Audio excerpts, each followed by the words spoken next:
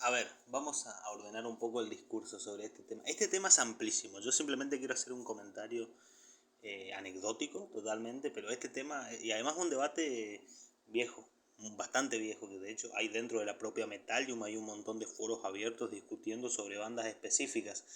Pero bueno, voy a hacerlo a forma de anécdota. Voy a decir, estaba revisando los discos de... Hoy es día 20 de enero del 2024. Estaba revisando los discos que escuché a lo largo del 2023, porque obviamente durante el año no tengo tiempo de sistematizar, ordenar o hacer listas de lo que he escuchado, pero sí escucho mucha música.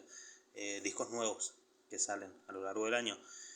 Eh, Bien, estaba haciendo una recopilación, una lista o algo para armar y antes de que termine enero usar este canal que es tan seguido, ¿no? Que tiene tantos seguidores y hacer un top 20 o top 25 o top 30 de mejores discos del 2023. Esa es la anécdota, esa es la situación. Pongámonos en situación. ¿Qué ocurre? ¿Están en situación? Sí. Bueno, que me doy cuenta que entonces algunos de los discos que he escuchado, por ejemplo, el de Apex Origin, un discazo que se llama Beyond a Lifetime, que es una banda nueva, por cierto, es el primer disco de esta banda. El nuevo disco de Atom's Child, Tellus Timeline, que es una banda ya, ya con años, ¿no? Ya con discos en su espalda. El disco Del Alma, ya si saben, lo conocen los discos de lo que estoy hablando, me imagino que ya saben a dónde quiero llegar. El disco Del Alma, ¿no? De Ramón Lage, el famosísimo Ramón Lage, el antiguo vocalista de Avalanche, que en su momento reemplazó a Víctor García y posteriormente fue reemplazado por Israel Ramos, que posteriormente fue reemplazado por Alirio Neto, el brasileño, que grabó con Shaman, etcétera, muy reconocido en la escena brasileña, que no llegó a grabar nada con Avalanche y fue inmediatamente reemplazado por José Pardal, que es el vocalista hoy por hoy, y sacó el disco, gran disco que salió en el 2023. Ya lo vamos a hablar de eso, pero no es el tema principal. El nuevo disco de Domino Drive, que salió en el 2023, el de Smoke and Mirrors, que es una banda nueva también. Bueno, ¿qué ocurre con todas estas bandas que he mencionado? Que todas sacaron disco en el 2023, por supuesto. Ninguna de ellas está en la Metallium. Eso importa para nada, pero lo quería mencionar como curiosidad. ¿Por qué? Porque ya que estaba viendo la Metallium, se me ocurrió hacer algo que hace mucho tiempo no hacía, que es revisar la Metallium. Por plena curiosidad, realmente hace mucho tiempo que no me ponía a hacer esto. Y me encontré con una sorpresa. Busqué la palabra metalcore en el buscador, eh, con géneros, obviamente. Y me encontré con que está lleno, la Metallium está llena de bandas de metalcore. No sé si ustedes estaban al tanto de esta indignante situación, pero hace unos años eso era impensado. Impensado. Que encima, esto nos pone en una discusión muy amplia. Porque yo digo, hace unos años, estoy hablando, para ponernos en contexto, hace unos 10 años, unos 7 u 8 años, era impensado que haya bandas de metalcore o de nu metal, que también he visto en la Metallium. Era impensado. Como también era impensado que haya bandas de hard rock, que en su momento eso a mí me parecía más debatible.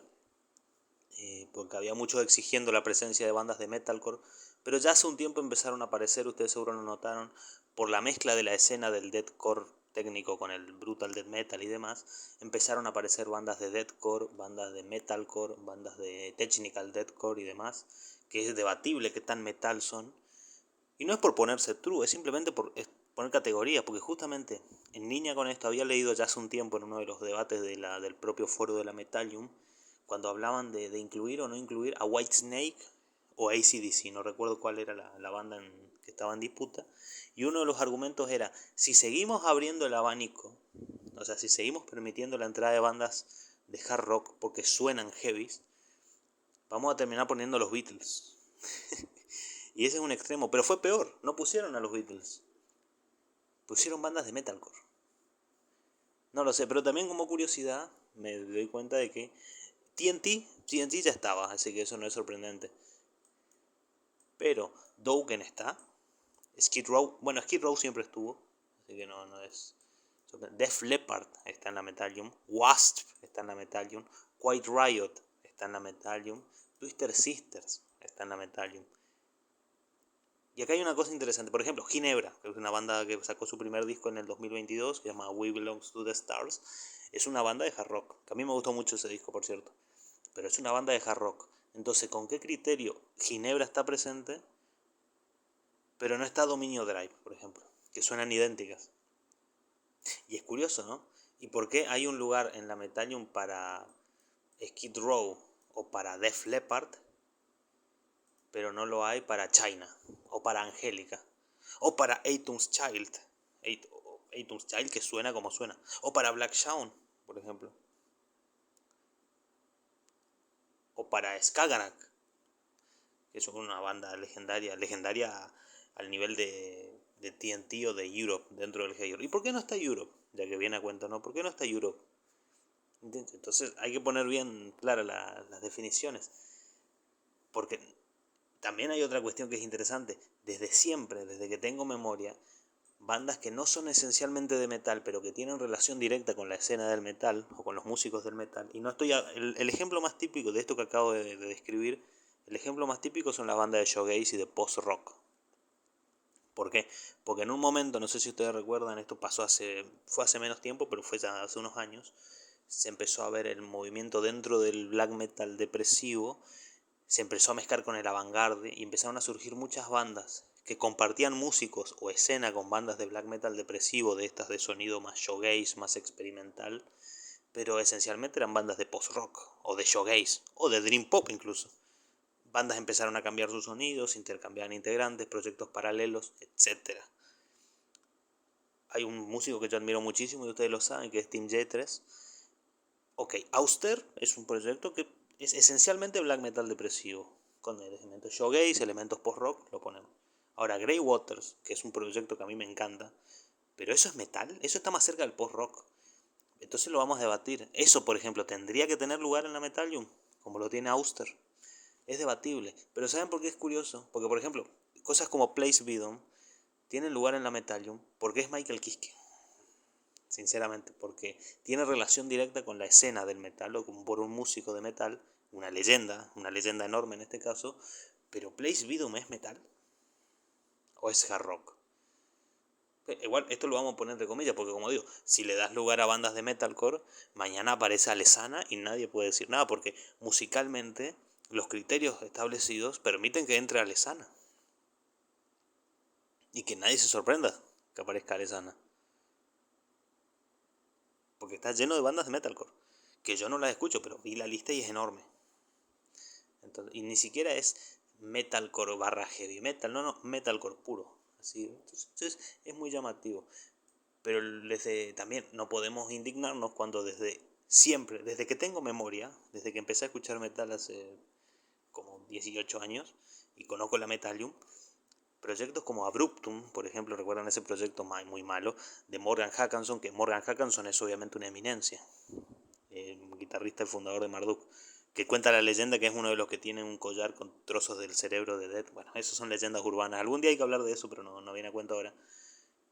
Es una eminencia del black metal y una leyenda del metal en general. Pero su proyecto Abruptum, ¿cuánto tiene de metal eso? Místico Vargot Orchestra. ¿Recuerdan ese proyecto? Es de Vargot, el líder de Nocturnal Mortum. Otra leyenda, otra eminencia del black metal. Pero esos discos que tienen que ver con sus poderes de... No recuerdo exactamente qué era, pero era como música en la cual él planteaba poner de manifiesto sus poderes místicos, no lo sé. Pero bien interesante el concepto, pero eso no es metal. Ustedes lo han escuchado, son sonidos raros. Eso no es metal por más que sea el mismísimo Vargot. Entonces, por ejemplo, ahora recuerdo el proyecto, ¿cómo era? Diver Batten Kinder Evans. Creo que era así, perdón por mi pronunciación.